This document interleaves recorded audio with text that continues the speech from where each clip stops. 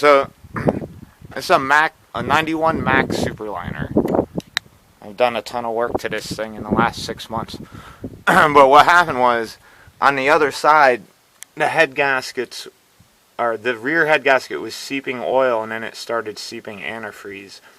So I pulled both cylinder heads off, had them, reworked at the machine shop. But what I did when I went back, obviously that's not a stock turbo. That is an S400 turbo with a titanium wheel in it. It's 5 inches all the way out on the exhaust. The intake right here is way bigger. I had to do a few little modifications to make this work. Nothing crazy.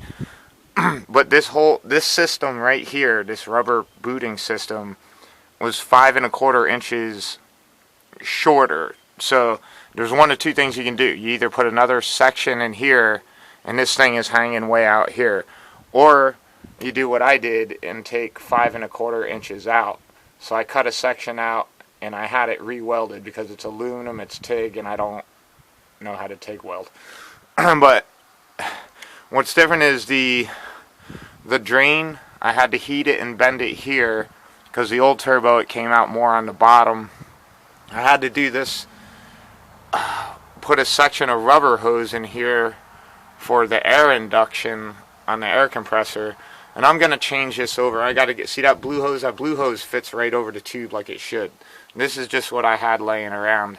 So I'll swap that out. There's still some little details to do on this thing. But going over to the other side here, you can see, I wheeled down all the parts and painted them, with a high temp quality engine paint. This thing's got a brand new charge cooler in it. The old one was cracked. And this thing has been started for about 20 minutes without the induction tubing on. I just got done putting all this on. Still needs another clamp here. I don't have it. A couple clamps over there have to be changed out. I actually borrowed those off of another truck. And the block heater's been plugged in for maybe 45 minutes or so, just to help us out. But obviously this truck is still a work in progress. I'm going to put new tanks on it and steps. But this is a heavy spec truck. This got a 20,000 pound front, 46 rears, double frame. It's air ride suspension and 18 speed. And now this is an E7 400, and I worked with Rochester Diesel.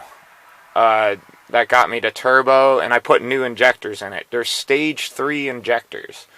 If this was a 350 horse engine and a non-superliner, I would have went with stage 2 injectors.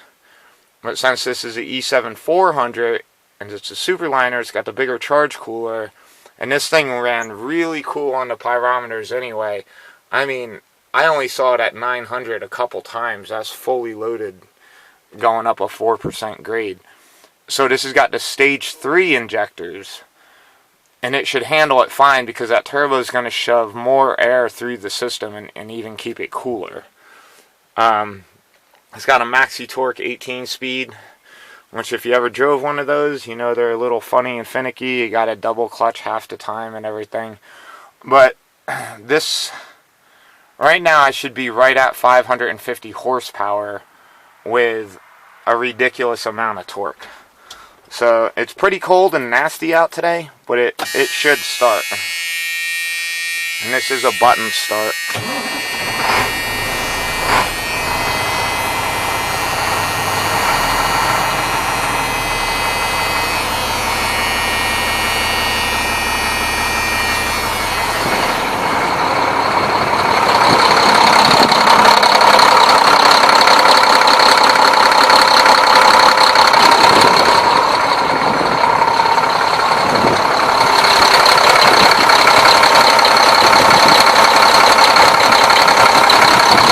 So you can see it runs nice and smooth and everything.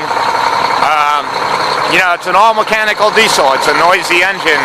I'm not going to rev it up right now because obviously I just started it, but it runs nice.